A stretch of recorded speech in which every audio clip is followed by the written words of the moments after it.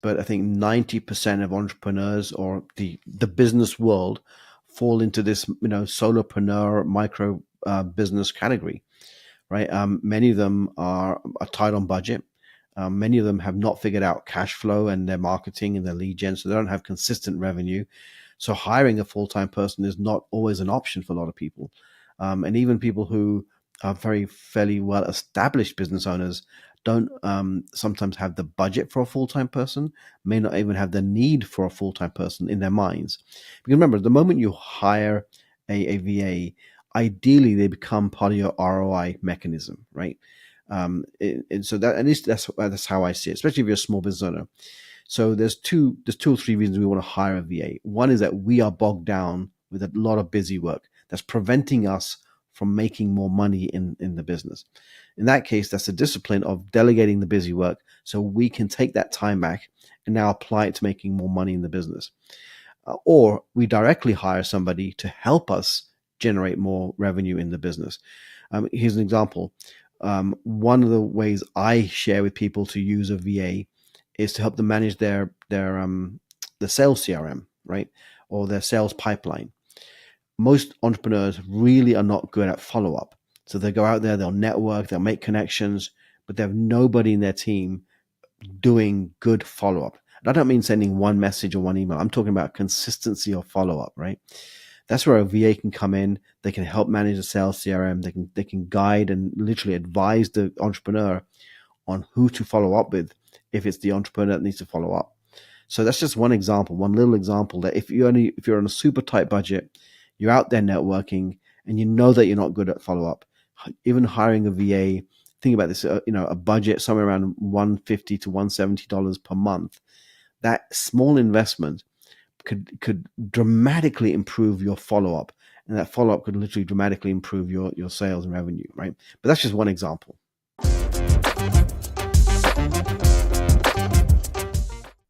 Hello and welcome to Marketing Speak. I'm your host, Stephan Spencer. It is my pleasure to have Beejel Parmar with us. After reading the book, The 4-Hour Workweek, Beejel hired 3 virtual assistants and started his first VA business. Several weeks later, he started working with a call center, and over the next 10 years helped grow that business from 100 to over 500 VAs. In 2019, he started his third VA business, this time pioneering a unique home-based VA model. Today, clients around the world delegate their busy work to his team of virtual assistants. Fast forward to today, time-challenged professionals and entrepreneurs look to Beejel's unique AI-trained VA human services supported by virtual AI advisors and his Vital Action Priority Planning Productivity Program to boost efficiency, productivity, and profits. Audiences globally have been entertained by his costume presentations and inspired by the story of how he and his family had to leave the U.S. in 2010, how they embarked on a 5-year travel work global schooling adventure. And to date, Beejel has spoken on stage in 8 countries, is asked to speak at workshops, masterminds, and networking groups. Beejel, it's so great to have you on the show. Thank you so much. I love the introduction. Awesome. So I would love to hear how your business has changed since the advent of Chat GPT and Claude and all these other large language models have really changed the landscape for marketers, for business owners, for pretty much anybody who is in the business world. And maybe it's going to put some VA businesses out of business because they aren't adapting to the new AI-focused world.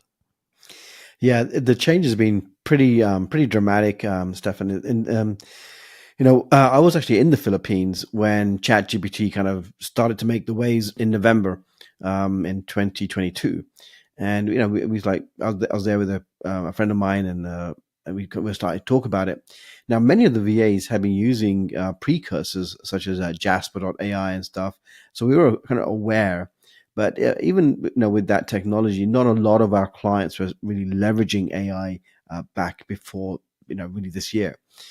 So the first thing I was in was in January, where I really kind of my awareness went to, we better start to learn this stuff, right? And when I say this stuff, it wasn't just Chat GPT, because by that time there were several AI products really making the scene. So I started really by encouraging the VAs. I remember there's a recorded call that we had, with Mika, hey, encouraging the VAs, hey, you guys better start learning this stuff. As time went on, I said, not only do I have to encourage the VAs, I have to really monitor and manage their learning through this, because it can be very vast. There's so many tools are coming out and still coming out that are all AI or claim to be AI tools. So we created an internal training program for the VAs, so we could really just monitor that they were actually really taking the time to go through the fundamentals of prompt engineering, understanding the base of AI and stuff. So that's part one. So we really took it seriously kind of early this year. More, I would say more so, the BPO industry, which is the business processing outsourcing industry, that are very prominent in countries like India and the Philippines, they are going to be impacted a lot. And I say a lot. Some experts say 80 to 90% of jobs in that industry, which is where a lot of VAs get their start, are going to be lost in the next 3 to 5 years because of AI. That means a couple of things. That means there's going to be a lot more VAs available. I mean, that's the most natural thing for them to do, is to become VAs. So VAs are a little bit different to agents working in a call center, or for agencies, and that, for that matter. They are typically generalized VAs that can help with a general range of admin tasks, or they choose to specialize, within a certain niche, whether it's video editing or graphics, or more admin billing type stuff there. So, I don't want to say, we're definitely one of the early adopters of AI as a small company. We pivoted very quickly. Again, we still do a lot of non-AI stuff for our clients too. But you're right. I mean, my guess is sooner or later, every VA will take it more seriously, whether they're individual VAs or companies. They are going to want to up-level their skill. Now, there are different types of VA companies, Stephan, that we have to think about. Some are very specifically doing one type of thing, or one or two types of things for their clients. They may not have a need to upskill their VAs right now, because it's not their core business. We work with a lot of entrepreneurs, solopreneurs, micro businesses. It was almost essential for us to start upskilling, because we knew that our clients were jumping on board, getting better educated. So we had to match what we felt was happening in the entrepreneur space. Gotcha. And so, what's different about how you're doing it versus just generally the VA agencies are doing it? Okay, well, I'll share the three typical models that are out there. So one is, or maybe four. There are physical location call centers, and many of those call centers started off as just simply making phone calls that also added a VA component. So call centers and VA services are quite distinct in what their focus is. So many physical location buildings have added a VA component. Now, when you work through a physical location building or company, there are huge markup fees that they have to pass on to a client, typically 2 to 5 times what the VA gets paid, meaning that you're paying a lot of extra margin there. Or there are some companies that are still. So here's some examples.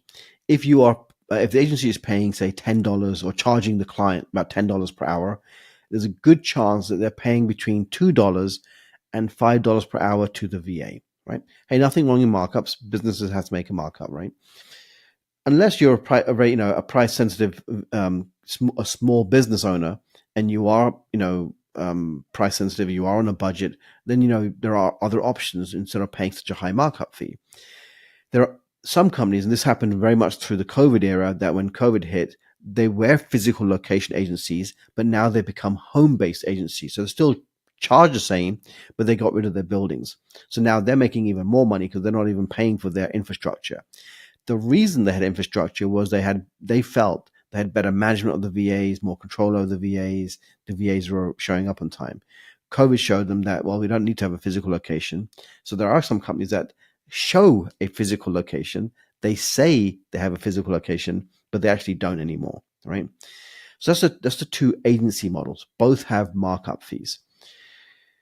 The next model is hiring direct. So a lot of people start off with agencies because that's where they first hear about a a service or a VA services. Then they realize that, hey, I'm paying $10, $15 per hour for a VA that I've been told by all the experts should be costing me about $5 per hour. So then they basically leave the agencies. Sometimes they try and take the VA out of the agency, and then they go to finding a VA directly. There are some sites, there's plenty of Facebook groups, there's Upwork, and they're trying to hire a VA through there. There's a lot of shifting through the applicants there. And the problem with that is, yes, you do save a little bit. Well, you can save a lot actually by hiring direct, but there's a level of trust and accountability that doesn't come with a starting point. So you have to just hope that you're hiring somebody that you can trust in the long run. Then there's platforms like Fiverr and Upwork. These are great for projects where you basically have a single project as a graphic design or logo or website, something that basically it says start and stop point for that project. So what we did when I formed my third company in 2019, I looked at these three models. Okay, what are the pros and what's the good, the bad, and the ugly, right? So we took the good of all the models there, and we created a new company. So we're one of the few companies that has a no markup fee model. And so even though we do the recruiting or our VAs, we do the vetting, we have a localized model, a localized community, which means that about every 3 to 4 months we pay for the VAs to get together. This increases loyalty, this increases trust. We can better support the VAs. We do social gatherings, professional gatherings, both in person and online. The way we've done this is our clients actually pay the VAs directly. So we're more like a matchmaker than an agency. So let's say you come to me and you have a specific requirement for a VA. We go to our vetted network. We share your details in terms of the kind of work you want done. The VAs look at that, and if they feel they're a match for that, they apply. We then arrange the interviews, we arrange the onboarding, and we arrange ongoing support for both the paying client and the VAs who we consider the serving client. And so we are kind of bridging that gap between just hiring, blindly and having a vetted hiring service for us. So that's what makes us unique. So it's basically you don't pay any extra in terms of there's no markup fees, but how we make our money is we have like a support fee. Think of it almost like a membership fee to a VA. It's very nominal, but both sides are happy. Paying client's happy, and the serving client is happy. So the paying client is the VA. No, the client, the entrepreneur, they're still the paying client, but we treat both sides of the equation as clients. So obviously it's the hiring client that's paying, but we treat the VAs like clients too, because we believe that they should also have the support that any client should have in the relationship. Got it.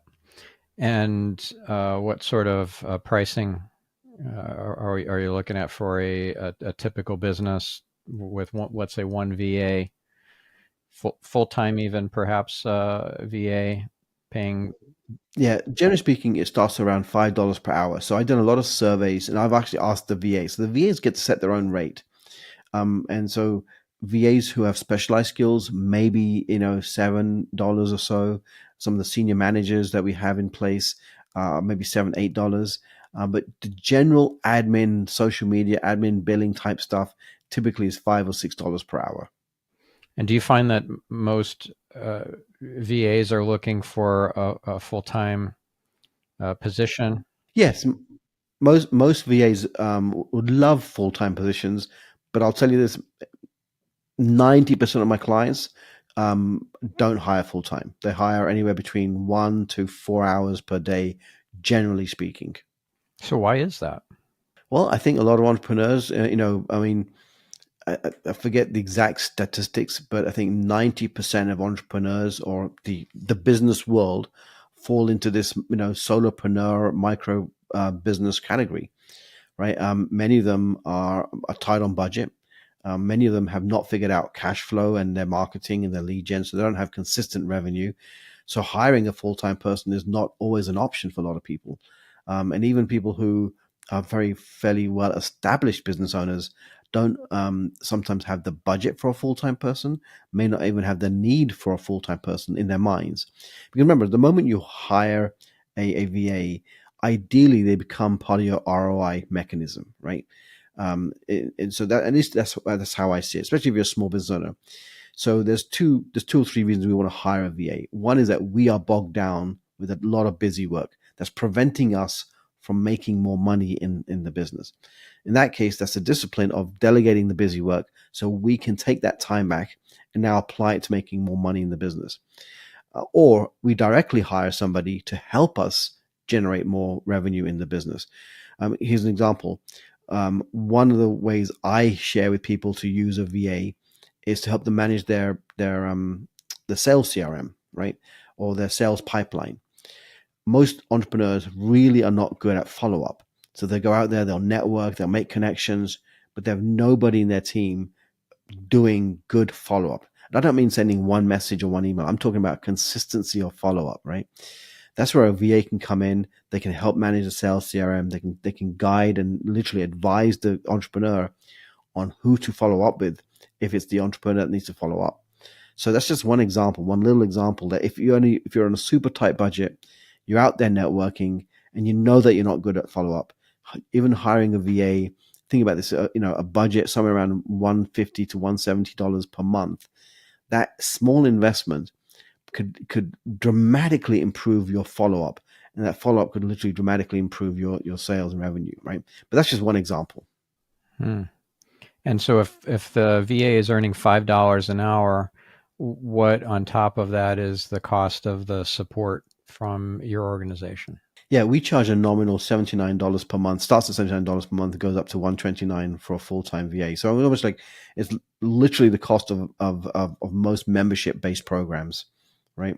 But what they get with that is they know that they're supported, the client's supported, and that their VA is supported, and we provide ongoing, guidance as well on how to better use the VA as well. So it's a pretty novel program out there, but it's been working really well for us for the last 3 years. Mm-hmm. So how are you preparing the VAs in your community for the AI revolution? Are you doing weekly kind of lunch and learns on Chat GPT and Claude and what have you? Yeah, we have ongoing training on various elements of AI. I said we literally built a full blown course on Chat GPT and AI that all of our VAs go through. So basically, we call it the fundamentals. They go through that either before they get assigned to a client or in their first month of working with a client. So we have a lot of VAs that are constantly joining our network. Some of them we do our best to hire VAs that already have experience, but it's so new that not everyone, and most of them have dabbled with it, so we don't even call it being trained on it. So the first thing we do is we basically put them through a training. Sometimes, let's say you came to me today and there's a great VA for you, but they hadn't been through the training. I'll let you know. We let our clients know, hey, look, we've got a great VA for you. They haven't been through the training or haven't completed the training yet.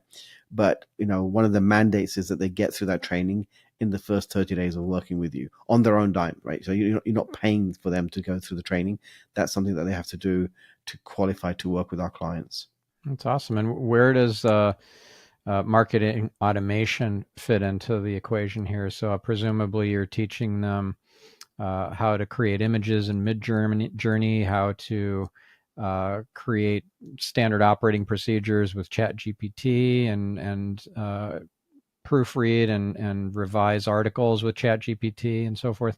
But there's a whole world of marketing automation software. Yeah. So there's simple automation and there's complex automation. So I'd say if there's one area that we're still up leveling our skill set, it's in what I call full automation. So we have some VAs that have experience in automations, but we're normally in automations these are one-time setups. So because they're one-time setups, we don't want to take a highly skilled person in automation and give them to somebody just as a general VA. So if somebody needs like a one-time setup fee, we have kind of alternative options. That's not normally our core team. We have some team members that they're more specialized in automations, linking things together.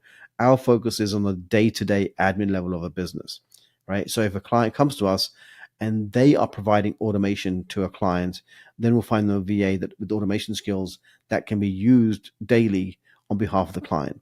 But if a client wants an admin billing person and then expects the VA to be an expert in automation, that's not the right use of the VA, right? So we have to be very careful in terms of knowing what our day-to-day needs are and knowing what our in-the-moment needs are. Got it. And do you find that any of your community of VAs are really switched on about social media to the point where they've got quite a following themselves? Like maybe they're an Instagram influencer, there might be a YouTuber. No, I would say no. That's just not a priority for most of the VAs. Most of them, I would not. And frankly, if they were, probably lesser chance that they're going to be a VA. To be really honest with you, right? And social media is interesting.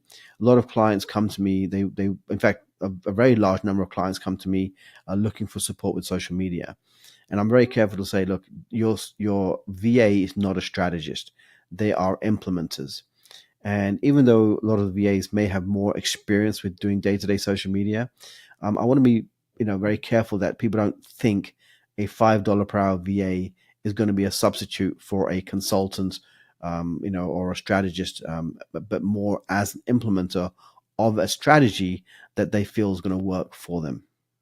If you could kind of describe the ideal VA in terms of not their skills, such as WordPress admin and podcast production, transcription, show notes, or whatever, but more like qualities of their character, attributes of and values and things. What would those characteristics be?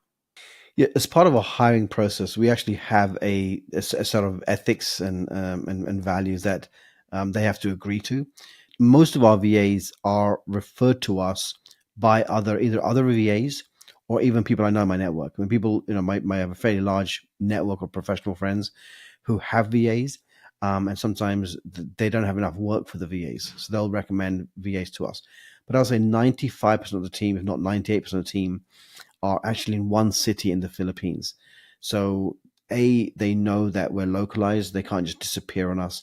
So that kind of more or less takes care of the character and the value side of it. Plus they agree to our set of values, and then they have to agree to the client set of values too. So we always encourage the clients, hey, look, we're doing the first level of filtering. We're going to filter them for, we believe, good people. They've been referred to us so that they're known by somebody else, and their skill set in terms of what they say they can do.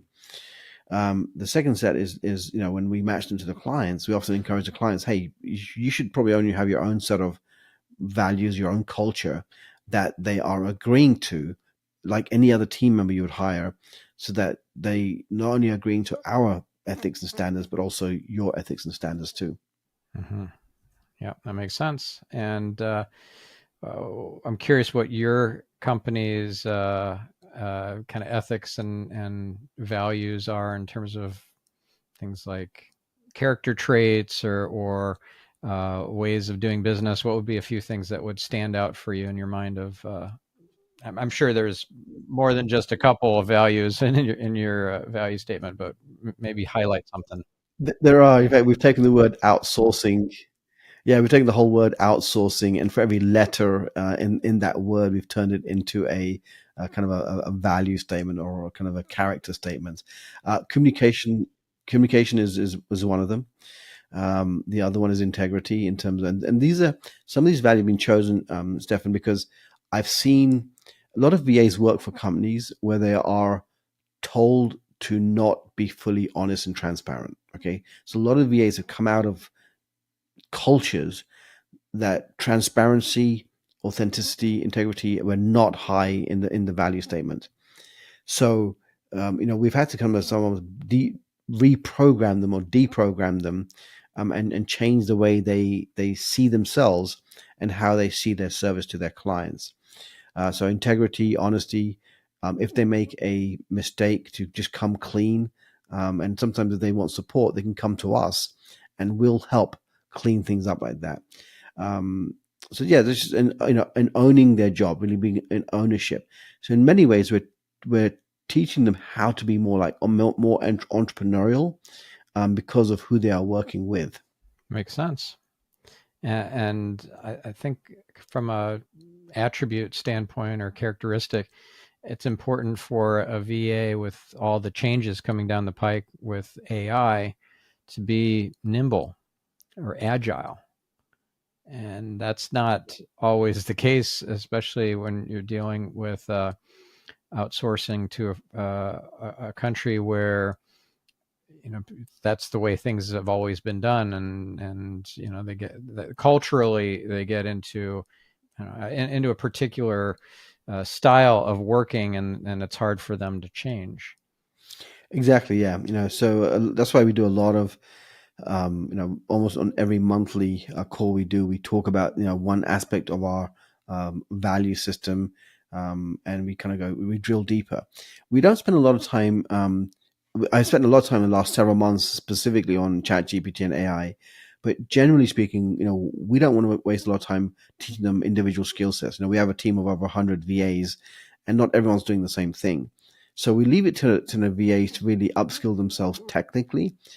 Really, a lot of my training focus is more on the character side of this.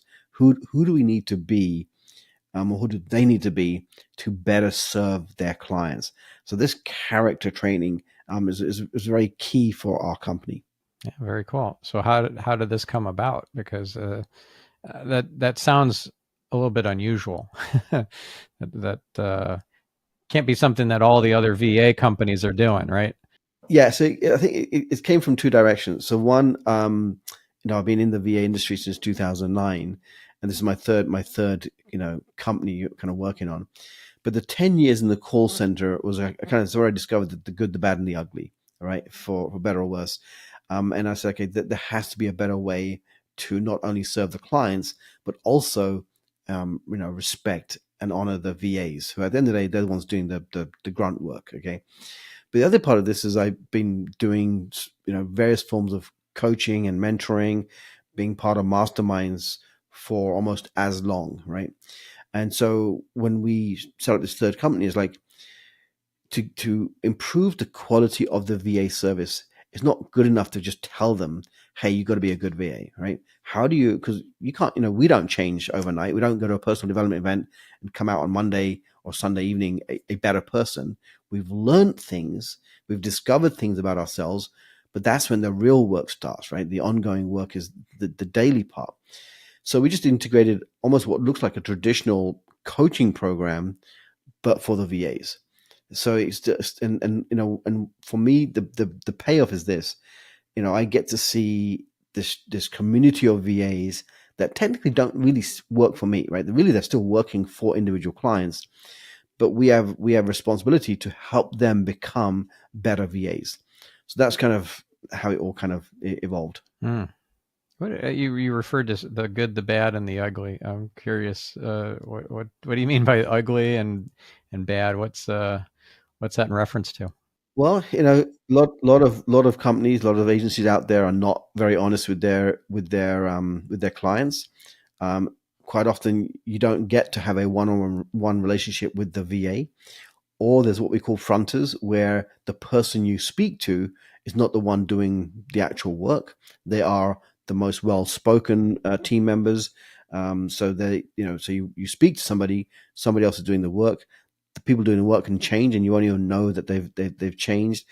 Many call centers underpay their VAs. They hire very, very raw talent, and often at $1.50, $2, and that they rarely get to make more than $3 maximum.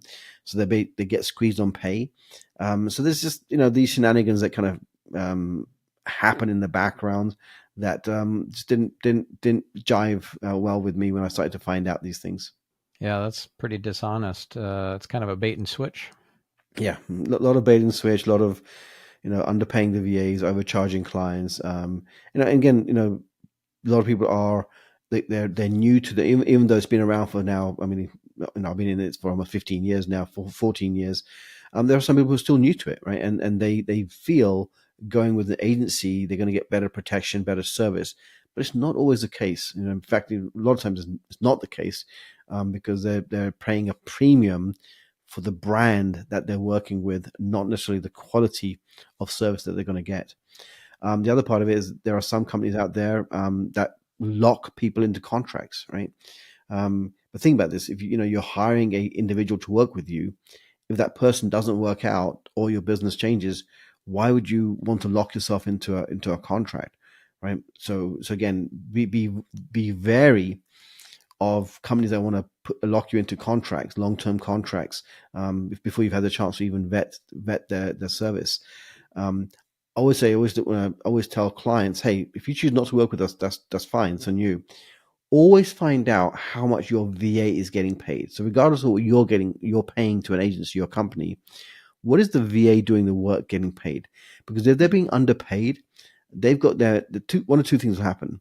One is that they overstretch themselves to take more work. Where they say they compete for your work by undercharging you, but now they're having to do 12 hours, 14 hours of work just to make it work, right? So that's why I tell entrepreneurs, when entrepreneurs brag about, hey, I've got a VA for $2, $3 per hour. It's like, yeah, but do you understand the consequence of being that cheap on the VA?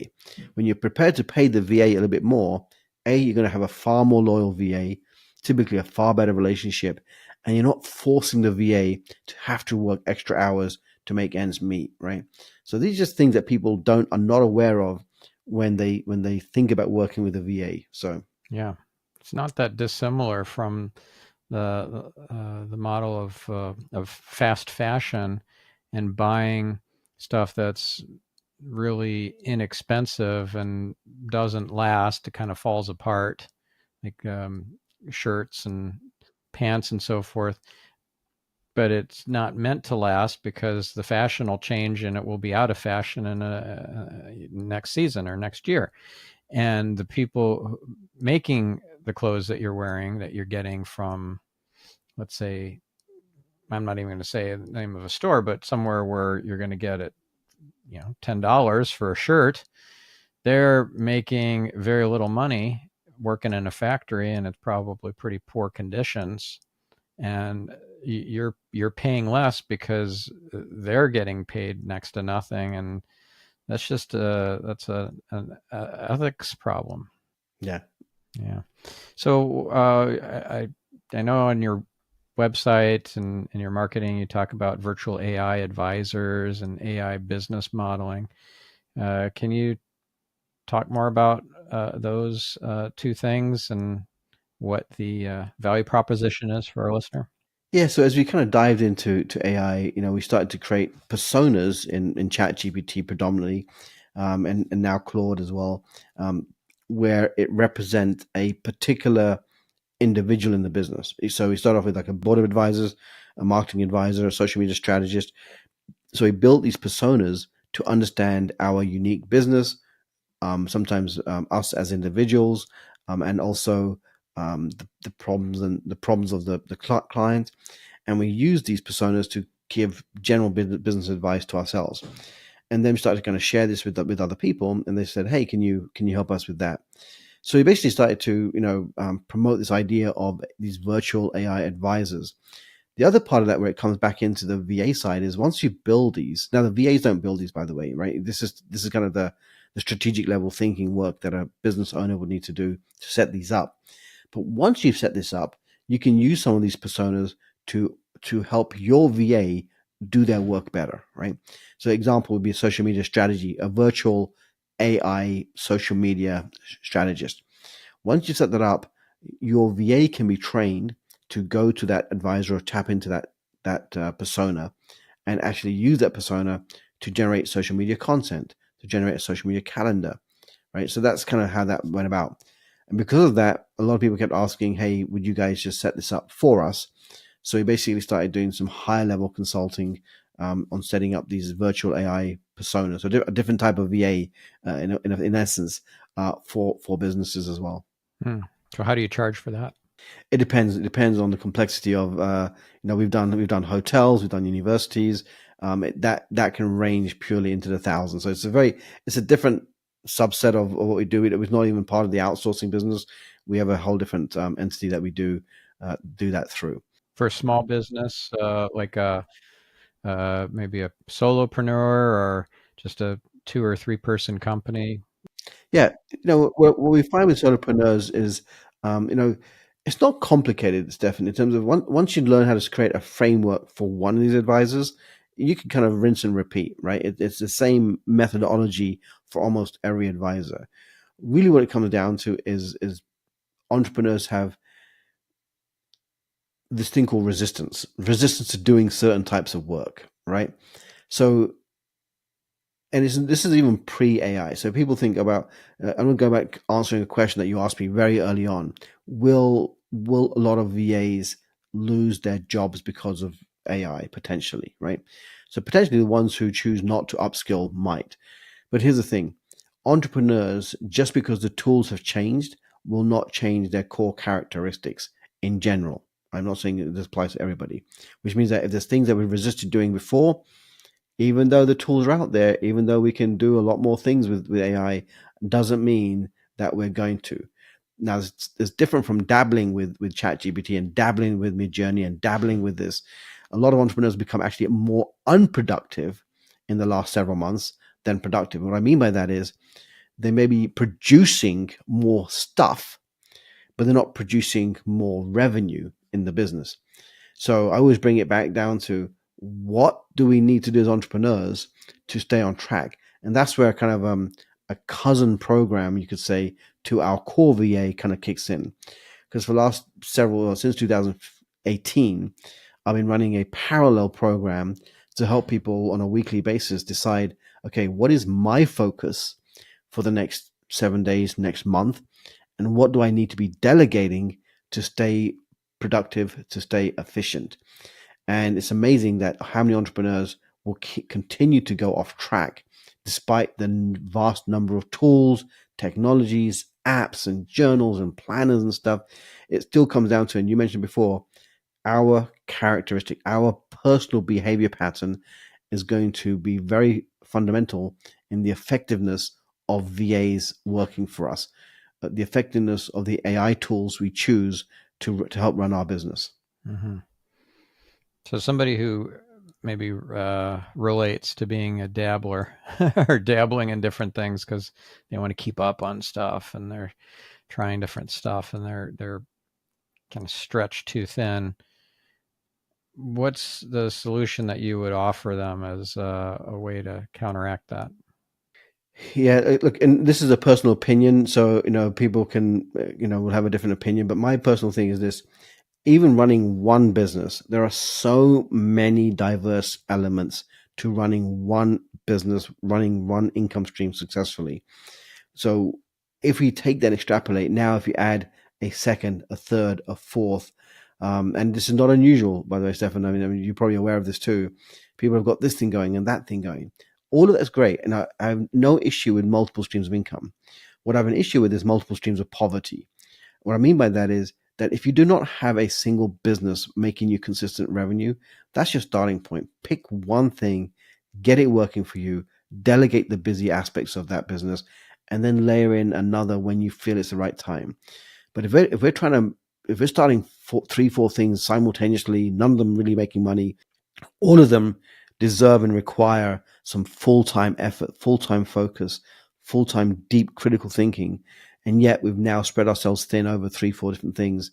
You're making it hard for yourself to generate a result that you really want. So my suggestion is pick one thing, focus, do some deep work, get it working for you, get it making money for you, delegate the busy aspects of it, where you can now become a 4 hour per week owner of that business, meaning that your part of that business might be 4 hours a week, right? This is what I think what Tim Ferriss really meant when he said 4 hours a week. I don't think Tim Ferriss ever meant to work 4 hours a week. I don't think Tim Ferriss has ever worked, A that 4 hour little in work his week? life. Yeah, probably But not.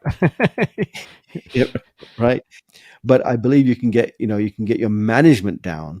And when I say management down, you can get your number of hours down for a business down to about 4 hours, or at least 4 hours of stuff that you don't want to do, right? Yeah. For that business. Yeah, by the way, I've had Tim Ferriss on this podcast. Speaking of the 4 hour work week, yeah, Oh, great, awesome. yeah. That's my suggestion. I think. I mean, for me, I'm a big fan of the book, The One Thing. Gary Keller. I often will drift off course because things happen, like, and you have to sometimes invest a little bit more energy on certain things like Chat GPT and AI, came about. We had to learn, so we have to add more hours to our learning curve there. But still, I think coming back to the lane, right? It was like if you stay in the lane and drive long enough and compound that consistency, I think that's what pays off for most people in the end. Yep. Good stuff.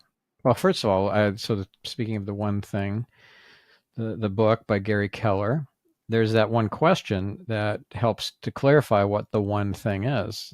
You recall what that question is?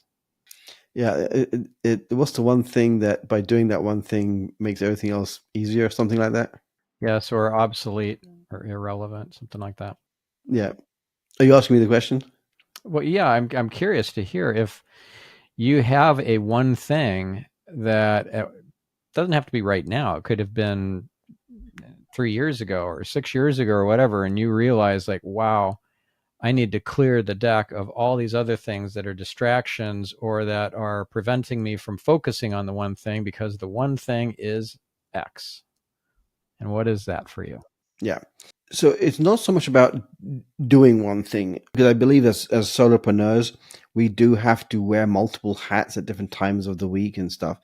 So there's a couple of ways I'm going to answer that. So first is when we are choosing to do something, do that one thing, right? So do that one thing and do it well, because we do have to switch our conversation from, after this, I may have to meet with my accountant because we are solopreneurs, micropreneurs. We have multiple roles in our business, right?